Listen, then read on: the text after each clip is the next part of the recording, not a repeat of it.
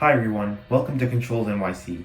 This is day 12 of building a BMS system for the Empire State Building. In this video, I'll go over my riser diagram and show you my sequence of operations. Let's start with the sequence of operations since it'll be pretty quick.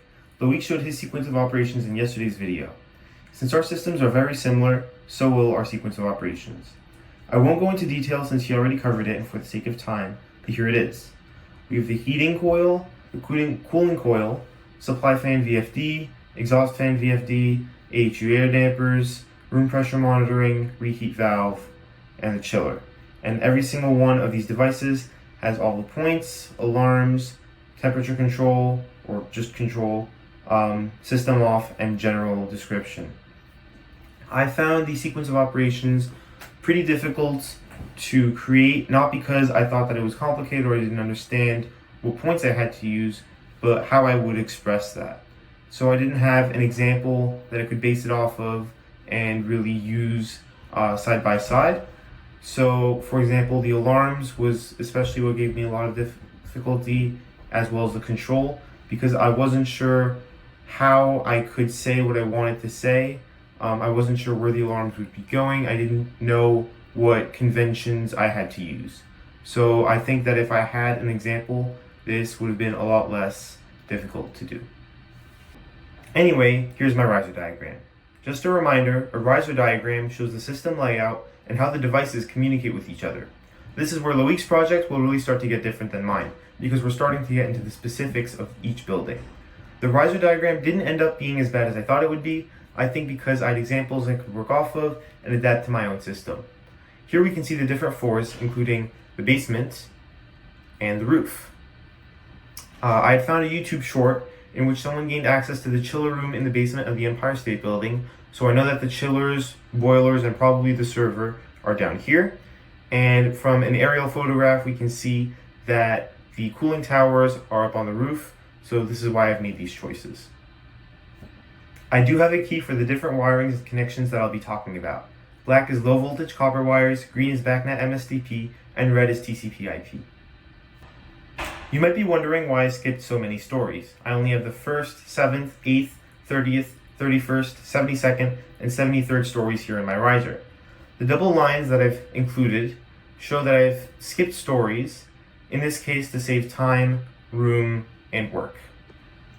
I chose these specific floors because of the cutoffs for the different floor types on the Empire State Building, as you can see on this diagram here. Unfortunately, I wasn't able to find floor plans for all the different floor types, so this will have to do. Let's take a closer look at the parts of the riser diagram. Working our way from the bottom to the top, we first have the basement.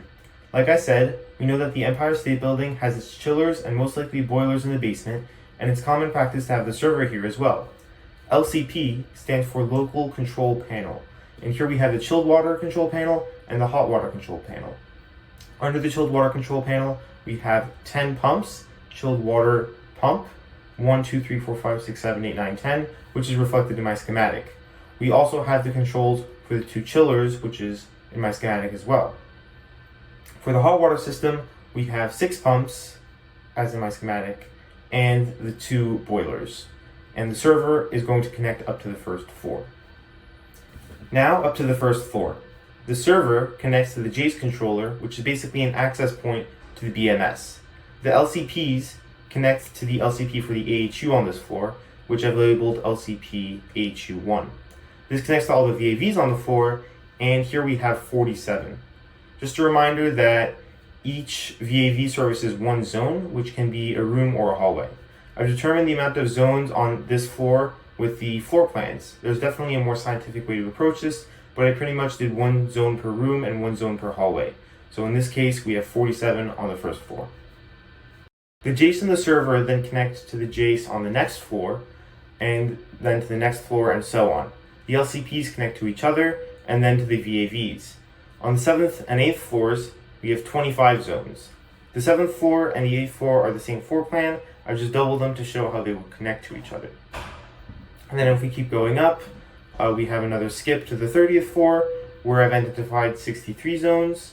The 31st floor and the 30th floor are the same, once again just to show how they would connect to each other. And then up to the 72nd and 73rd floors, which I've identified 39 zones.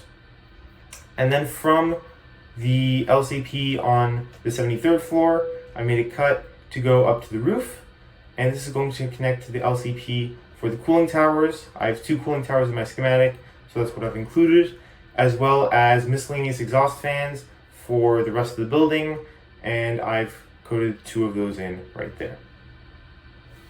Next time, I'm going to be starting my project on Niagara and programming my systems.